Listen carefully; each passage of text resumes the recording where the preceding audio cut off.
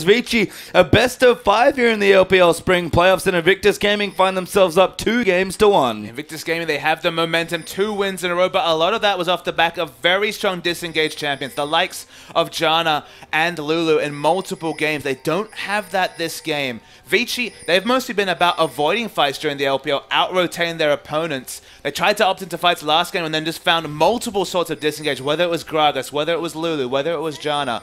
This game should be more on their terms. They should be the ones choosing engage coming through with the Sejuani and all the other offensive options they have. I think for me, the other question is, can Kakao deliver again on Nunu? He's had great Nunu games. In fact, Nunu, who we thought coming into this series would be quite contested, has had poor showings by both junglers who are traditionally quite good Nunu players, Dandy especially. Kakao's definitely been dictated to when he's played the champion so far in the series, but if he can have another influential game like he was on the Gragas, IG will look in prime position to advance to the semi-final. And one thing we didn't mention in Champions is that although it's not Nunu Jinx, which has probably been the most winning duo when it comes to Nunu AD carries, of course the Blood Bowl is such a core tenet to Nunu's kit, can really set up success. It is Nunu Azir in this game, Pastry Time, so empowering the Azir to get even more damage out of fight, already itemized into the Stinger to really get that attack speed with cost-effective cooldown reduction. But Nunu Azir is a really powerful duo. It is, and I'm excited to see the Blood Boil Azir again. Maybe more excited to see what Kalista can potentially do with the Blood Boil for additional movement speed and just so much attack speed for the Martial Poise. Maybe Kid will change up his item build. Not entirely convinced of that yet, but as you break down here, Kid and Kiddies take the Krugs and return to the bottom side. Kid already level 2 starting to get aggressive because we've got standard lanes once again. It is actually interesting to mention the Blood Boil synergy with Kalista. Okay, it is an AD carry. They all crave movement speed and attack speed,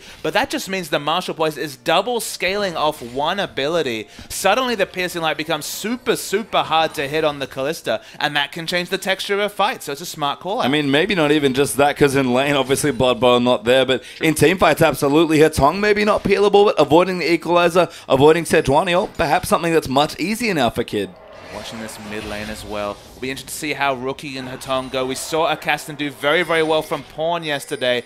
Hitong's probably not quite Pawn tier when it comes to the Kassadin, so it could be different. Yeah, we'll see now. Azir with an early lead. Rookie actually loves to bully on the champion as Dandy just missing getting hooked there. Has been exhausted by Kiddies as well. Kakao continues in with a snowball. He wants to chase, but will just take a bit of damage. But IG trying to 3-buff Vici and look to be successful. Yeah, Kakao really wanted to force the flash defensively out of Dandy. Wasn't able to do that. But even with 2 members towards the bottom, the fast reaction from Kiddies means that should be able to pick up a 3rd blue buff. And this is what we expected more from Kakao, especially on a champion like Nunu. Against Sejuani, pick on her. We've seen Kakao constantly pick on Sejuani since 5.6 happened with a whole host of champions, and now finally doing it on Nunu. And he's kind of alone in that regard. We've seen multiple members get close to contesting a Sejuani at a 2nd buff, but not really follow through and actually pick up that 3 buff potential. Sejuani always opens that because her first clear, she falls so low in the jungle that you can go in there with your support and just chase her away. Yeah, Rookie set now against Hitong, harassing nicely,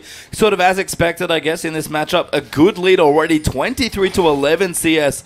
Now double actually at 24-12 as Rookie again. We've seen him do this before on Azir specifically. He started getting banned away because he just punished people in lane with it. And even though Hitong is getting zoned, he's still skilling for teamfights, still skilling for skirmish in terms of maxing the Force Pulse first. Getting a gank, but not going to be able to close the distance onto Rookie. You usually want to max that Q if you want to just trade from range, get a bit of a magic resist shield, which should be very effective against all the harass coming through from Azir, but going the more optimistic route, going the more late game route and maxing the Force Pulse. And I saw Kid do a good bit of chunk of damage there to Vasily. It looks to be maxing Pierce this time around, so going to look to poke in on Vasily, stay out of range of the piercing lights, have a bit of a lower cooldown for some more hops as well, and so far looking to be successful, actually leading in CS in this lane. I mean, the Pierce max first is really interesting to me, Pastry Time, because the cooldown doesn't scale with level. It's just the flat amount of damage it does. It just gives you so many options in terms of counter pushing. You can counter push down a wave with that AoE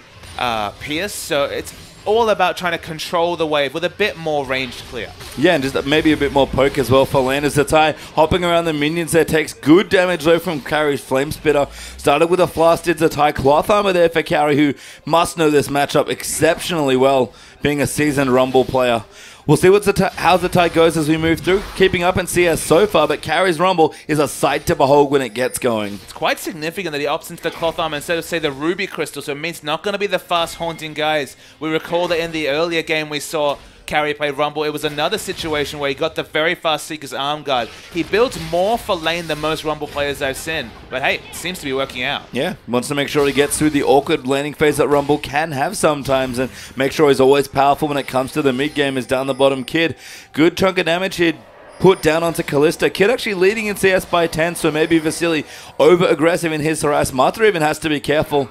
Does get soul marked, but won't get ganked. And Dandy's here is why they're playing so aggressive. Dandy's crucially level 5, doesn't have access to the Glacial Prison. Isn't going to come in aggressive yet, though. No, gonna wait here. Use the hook now, Kid. Actually in a prime position as Kiddies wants to go aggressive, and Dandy been very patient here. Has the flash, but Kid now going to get preyed on. The tornado comes in as well, and first blood goes to Vici as Kiddies now has to run away. The Flay coming forward, moves two back with Vici going to move in. Flash there will keep it. Vici follow flashes, heals as well, wants to kill Sobo. Vici taking out the turret now. Cacao has to run back in as well. It's just the one kill, but it's crucially gone to Lucian. And the patience of Dandy paid such great dividends, getting the first blood onto his AD carry Vici. You mentioned it already, this lane was actually going very poorly for Vici. So for them to get that advantage really unsettles all the good 2v2 work that Kid and Kiddies had done. And Dandy again, now level 5, gonna accelerate slightly towards level 6, and we see Dandy do this quite a lot. He ganks rather a lot actually on Sejuani, but that one certainly paid off. Yeah, the patience though, just most junglers would have backed away, gone back to their camps, but crucially didn't have anything to kill. It just picked up the Gromp before he went bottom. So there was no camp to really draw his eye, and knew that at some point the overextension would come from Kid. He registered such a big damage trade onto Vici with the max range Pierce that it was priced in to keep pushing. And there was Dandy. Yeah, Rookie returns to his lane though. Chalice of Harmony plus an amp tome, so Chalice coming through for Rookie there as his first item. Makes a lot of sense. Hetong returning again, blasting one and a Ruby Crystal, so able to fight back quite a bit better now in the lane. With the Force Pulse Max and the flat ability power coming through from the Blasting Wad, we'll have a bit of counter pushing, so maybe it will start to look better when it comes to lane control. But you can see that CS advantage, it's grown. It's already 20 CS in the mid. Good pierce there from Kid, going to clear out the wave pretty quickly, and a Rico Bow's actually Kid's first item might be going in for again that quick BF sword plus the Rico bow build that he seems to love so much. But look, if there's no team fights to really punish the fact that he doesn't have neither the lane sustain nor the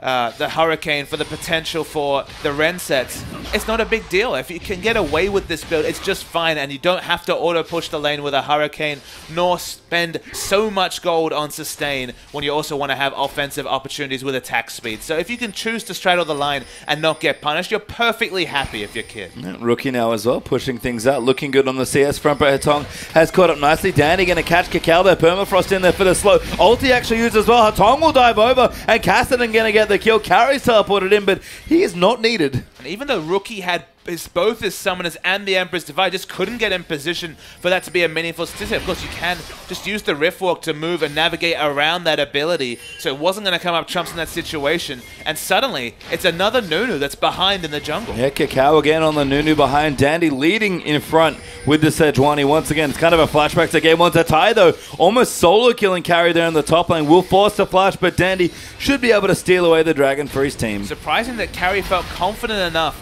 to pick up the Haunting Guys build for team fights rather than for lane. The hook comes through, but no potential for the steal. Carry has to be careful. Yes, the tie going in. Mike looked to dive, but can't quite go aggressive. Maybe going to wait for his cooldown. 6 seconds till Blade Surge is back, but Carry smartly will back away. Does not want to get dove here by the Aurelia. Is going all the way back to his tier 2 turret. I mean, the big adaptation I expected was Seeker's Arm Guard just for a bit more laning power, because of course there will always come a point where Aurelia will naturally build that Trinity Force and Rumble just won't be able to duel her. She'll outscale in terms of 1v1 split push pressure. So building for Haunting Guys, that's definitely building for the Equalizer, building for team fights.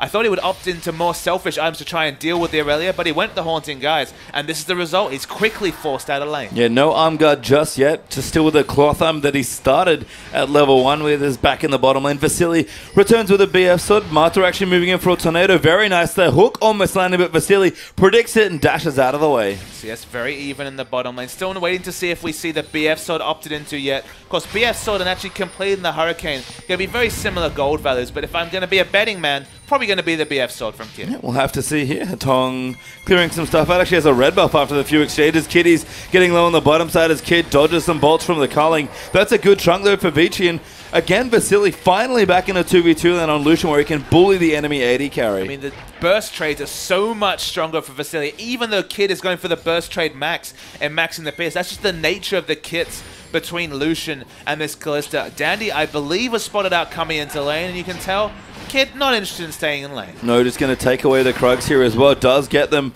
but that might mean Vici get an early turret here, and it's been a while since we've seen an early turret felled by Vici, but they're starting to press the momentum. Already have a gold lead of about 1,000. Going to go up just a bit more as they take out the turret. This was still their MO in the previous years. They got the first turret of the game in Game 2, but were never able to capitalize and out-rotate the enemy, and then in the previous game didn't get a turret at all. So good to be on the board for Vici. They've got the kills, they've got the dragon, they've got the turret. So the early objective play has been back theirs. Look, they skipped away for a couple of games, but they're back onto their playstyle in Game 4. I just think it's nice to see Vasily play an aggressive AD carry and have Dandy back in his lane getting him ahead. We've seen that Vasily plays best from in front. He always wants to go aggressively. He even was famous for juking forward when he played in the NALCS, always moving towards his enemy. Vasily has the option to do that now as Kitties gets nailed by the slow of the ultimate there from Sejuani. Knockout coming through, a great double play. Rookie gets them out with the Emperor's Divide and a good save by the mid laner. That time the Emperor's Divide was clutch in the situation. Seeing the trade in top. Yeah, Zatai actually now getting on to carry. Good damage trade coming to Zatai. Can't quite get it. Flashes for the last auto and gets the solo kill. Just lives from the last tower bolt. Good calculations. Probably could have got it a little bit safer, but no one to punish him in the top side. And a solo kill for Zatai on the impressive Rumble from Carry. Rookie starting to destroy her tongue here as well with the blue buff. So many Sand Soldiers just moving in for the damage. Rookie aggressive. He's got a good CS lead here as well. Zatai building a similar lead, but Kakao, he's been the one that's got caught out a few times. Dandy will get him again. Her tongue's coming through. He challenges his ultimate, but he gets knocked up. Rookie trying to zone them off. Goes back in aggressively once again. Teleport here for Zatai. There was Rookie. Doesn't have his ultimate. He's still fighting. Goes back in. Kiddies gets the hook. Kid gonna hop his way in. He's actually got a Hurricane now as well. Can get the rent sets. Gets the kill onto a tongue. Plus Rookie. Now the knockout comes through from the Fates calls. Dandy's forced to run away. Kid still moving in forward and TP's come down. Dandy only goes down and 2 for 1, I believe, for IG. Fortuitous timing to have the Hurricane complete. This time it pays off. Vici have to back away just to respect the potential rend set coming in. Dandy was super low. Things were going from bad to worse for Vici. The result is a pretty even trade. And it's, what, 25-30 CS ahead for the mid and similar or the same for the top side of the map. We talk about Rookie's early landing on champions like Azir, but Zatai's Aurelia looks very practiced. I mean, and you can see from the CS advantage and the fact that Carry's built for teamfights rather than lane. He's basically ceded any hope of lane control going for double magic penetration over the likes of a Seeker's Arm Guard. Seeker's Arm Guard wouldn't have been the solution to the laning phase, but it would have improved it. In this situation, he just has to back away and basically uses Equalizer off cooldown just to try and push the wave in. Yeah, Carry has no good options. Now 13-minute Trinity Force has been completed by Zatai, so can completely take Carry out in any sort of 1v1 situation. They might even look to rotate Lucian just to maybe get some tower damage down, but Dragon's back up in a minute 30. Vici can't afford to swap right now. And Hetong's struggle is that he's going for those aggressive trades, but with the 6-second rift walk, just isn't able to get a burst trade in and then disengage before all the Sand Soldier damage comes through. And the trade damage from Rookie is just higher than what Hetong can put out. Yeah, I mean, all these autos coming through for this Azir just adding up to so much sustained damage. Mid. Good Lantern, though, does free him up.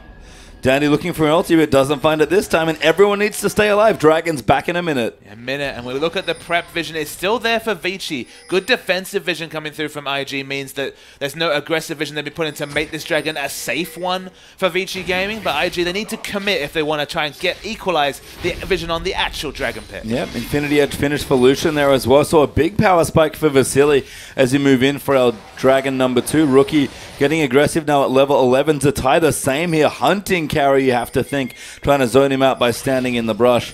Teleport's not up, actually, so if they do want to start a fight around this Dragon, it'll be 4v4. I mean, Carry's got the double magic penetration, wants to get in there with the Equalizer, but not level 11 and no teleport. Is awkward times for the Rumble, who still can't stand in lane. He might have to just pack up and leave. He considered it, but he's just choosing between going top and bot. Dandy coming in again. Kitties actually pops the box. Dandy might use his ultimate. Marta's got a a tornado to knock him up. Kitties does flash a bit late, but is able to get safety and cross maximum distance. Great equalizer, though, by Carry as he roams down and he snipes the kill. Even though it's just 100 damage a tick, 2 ticks is enough to take out the Thresh. That should free up the second Dragon for Vici.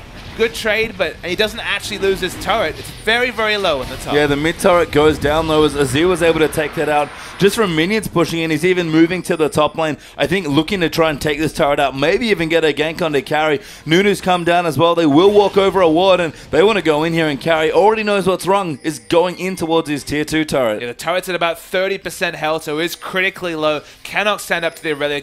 Goes back shops, just picks up a null magic mantle. But hell, it helps the 1v1 that it was already heavily in the favor of Zatai. Yeah, Rookie returns back to his lane as well. Berserker Greaves now finished for Kids, so going to start pushing his waves up nice and aggressively with the Hurricane.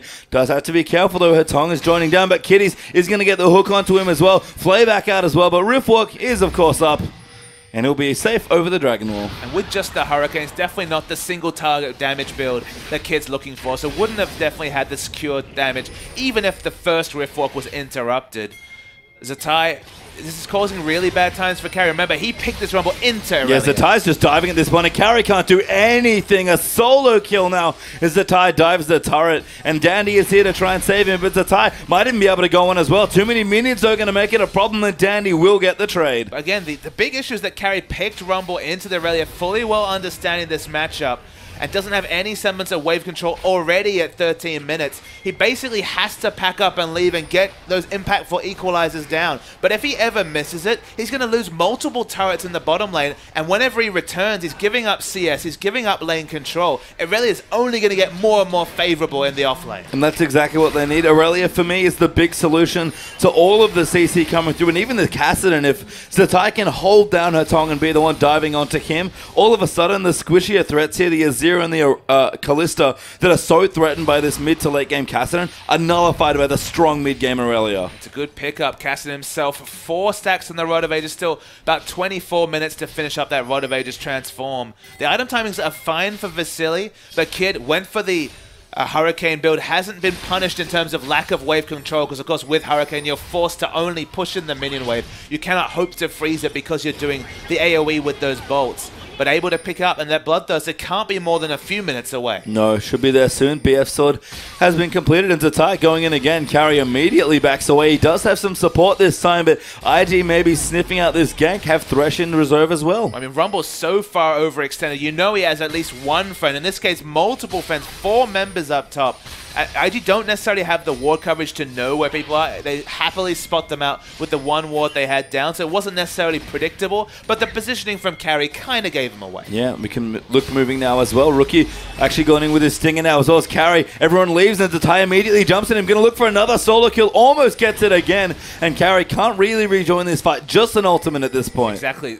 Not a solo kill, but might as well be. Forces him away, might even force a teleport if IG can get a big rotation, but not much to contest for at this stage. Dandy hanging out, hoping someone walks by the ward that he set up, I think. Although, actually, that's an IG ward, so never mind. Kakao actually doing a good job with the side soon, getting aggressive vision down, and Dandy going to find himself grossly out-rotated at this point. IG get a free tier 2 turret in mid. With all the attack speed from Hurricane, okay, it doesn't help in 1v1s, but taking down structures does just fine. 3 turrets to 1, Vici getting out-rotated.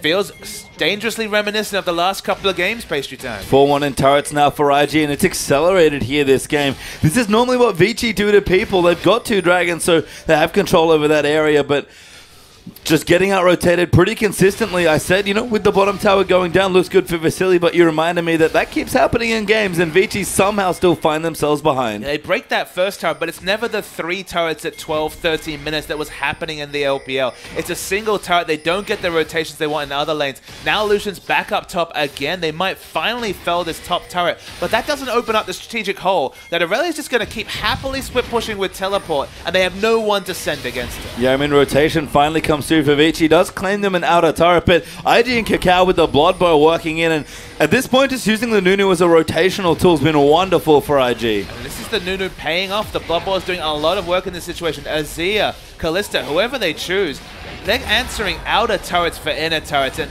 anyone can tell you that is in the advantage of IG. I mean, Vici should know that better than anyone. That's how their team normally operates, and maybe the Kassadin's a part of the comp that I don't like, not because I don't think Hetong's Kassadin's good. It's actually great, nor do I think it's bad against this team comp. It just takes a little too long to get going, and IG are completely exploiting that power trough. Certainly not Twisted Fate, who can threaten global pressure. Twisted Fate, I believe, available in this game, not selected. Kind of understandable after struggling in the previous game. But I agree with you. You need some wave clear. You need to at least control this minion wave. Have a counter push opportunity, and even if you go blasting one first, you're never going to be able to outpush Azia as Kassadin. No, and you can see the CS lane for Rookie being consistently high in this particular lane.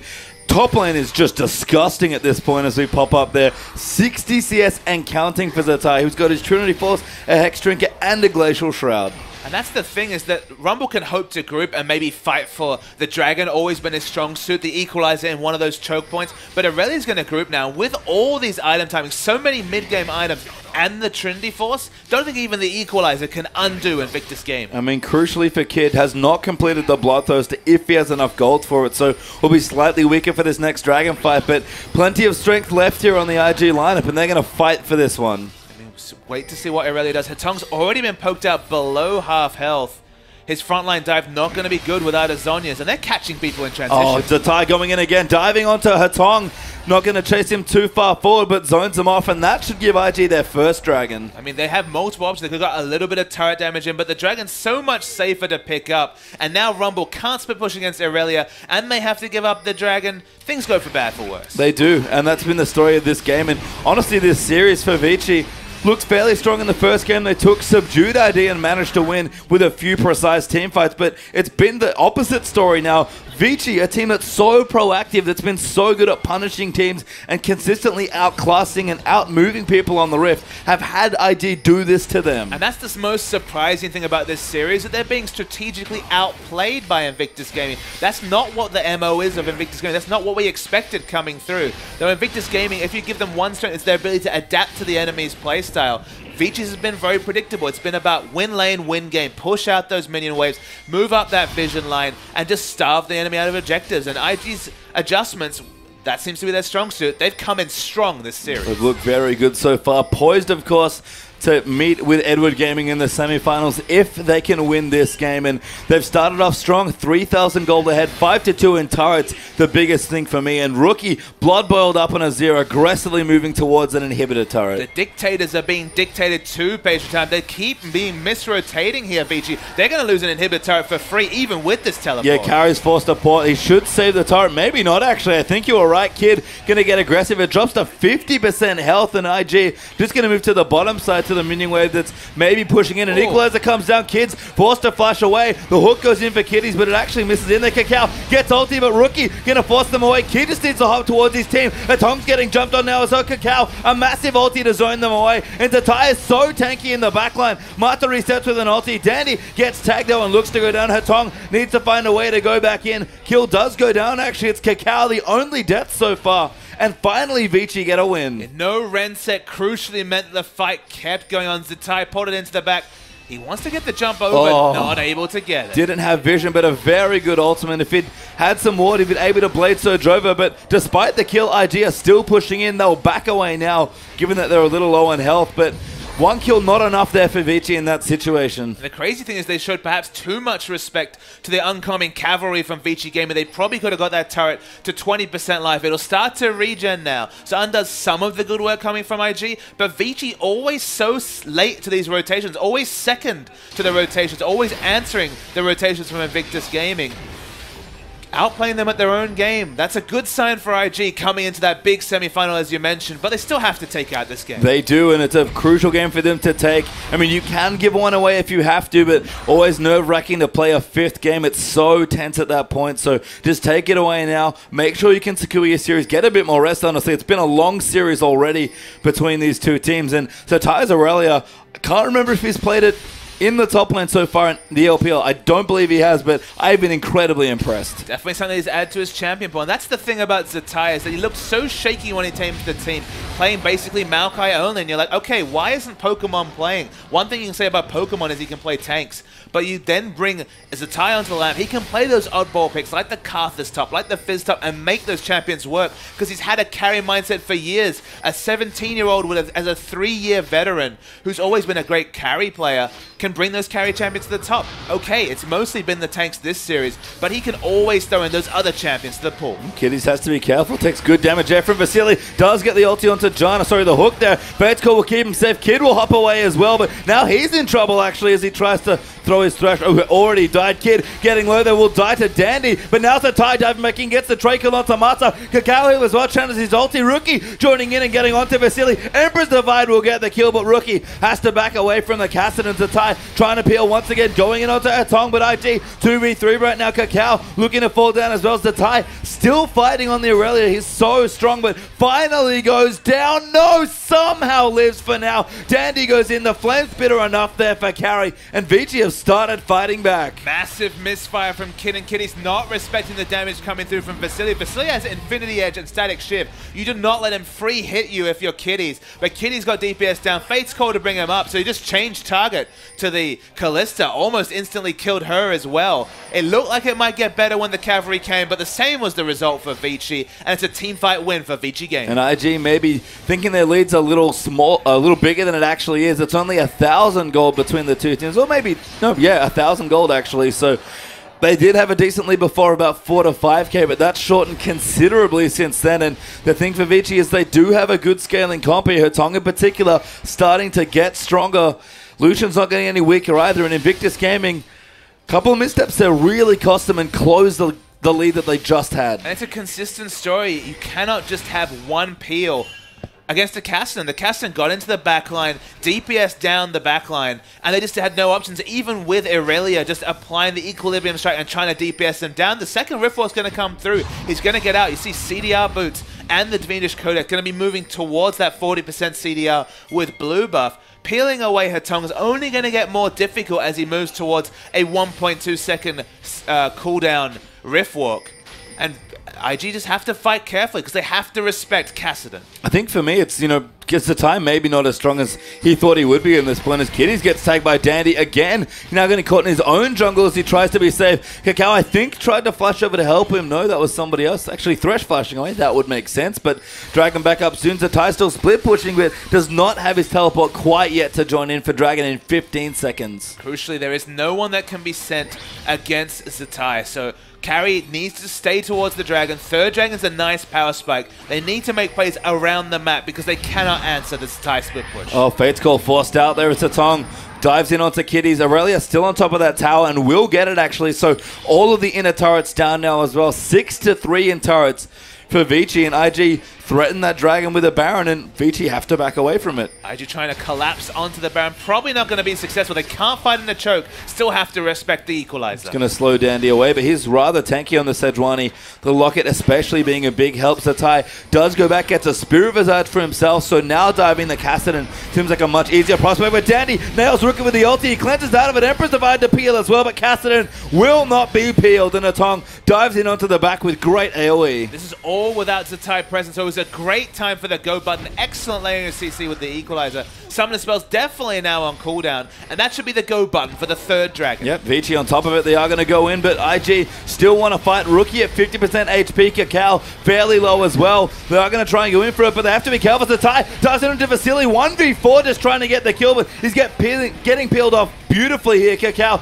zoning away as well. Now Hatong will dive back in, but gets exhausted. Damage still coming through. Kid gets the kill on Tamata. Kakao will die in the crossfire. That was Rookie. Doesn't have an ultimate to try and go in. Carry. Zoni's at just the last seconds. Zatai needs to find more kills. Azir manages to trade back away, and it's 3 for 2 somehow in favor of IG. And Zatai diving, trying to make it a 4th kill, but Dandy just gets away. Forces the flash though. IG just have so many threats that go unchecked. If you're chasing down the Aurelia, that means that Callista And Zia free hitting in the backline. So many consistent damage. That's 3 of them, in fact. Not much burst on this team. But over a long fight, the consistent damage rings true. Impressive show of strength there for IG as well. To go back in with a fight where they ran out of health and cooldowns and know they could fight Vici. So we'll watch the replay coming out. So Aurelia just goes crazy and dives 1v4 in this situation. Vasily isn't assassinated, but Zatai is chased away. But in the backline, Kalista's already free hitting. Suddenly, 4, 5, 6, 7 Ren stacks into Marta at this point. So Kid is chased upwards. It's a 1-for-1 trade, but Azir can show up late to this fight, positions the Sand Soldiers into a choke, and they do so much damage, changing targets between Dandy and the other option, and just got so much work done. Good hook there by Kiddies as well. Basically sniping carry with a death sentence, and the Zhonya's unfortunately was too low to be saved in that situation. The gold lead grows here for IG by ever so slightly. 3,000 gold ahead now, but IG have to respect that they're starting to lose ground here in this game. Vici are powering up as well, and that 3,000 gold at 30 minutes, not that significant. Yeah, the big person that's powering up is the Cassin. Has Athene's completed, been sitting on his large rod for what feels like an age. It must not be prioritizing the Zhonyas at this point. A lot of Baron damage, and they're starting it up. Yeah, IG are going in here. They've got Consume and the Rend here, so plenty of ways to go in. They do ward it away, but IG might be able to finish it. It's at 50% health. Dandy maybe going to entertain a steal here. It's getting low. Dandy dives in. Nunu does consume it and steal it away, but Dandy now actually caught into the backline. The rest of Vici can't follow in. A great job is only Vasily. Someone gets hooked, and Emperor's Divide plus the tie absolutely wreck him. Now Carry getting chased down as well. Cacao will get that kill. 3 kills actually already as Carry somehow died in the crossfire as well. And IG playing with momentum. Marta getting stunned as well by Zatai. Blows him away with the Monsoon. Tornado will peel, but IG barreling down the mid lane. 5 members and the Baron buff all up. At least the minimum is that the inhibitor goes down. It's actually early in the game that I realized probably can't finish the game with this push, but they might try it. They are indeed going to try. Blood Boil is one hell of a steroid here, and IG going to at least take some Nexus turrets. 2 seconds till Dandy, 4 for Vasily. 1 turret goes down. IG might just have enough firepower here. Good Tornado from Marta to peel. They are going to get to the Nexus, and IG do take it against Vici. One massive fight, and they've made it to the semis. Invictus Gaming will be meeting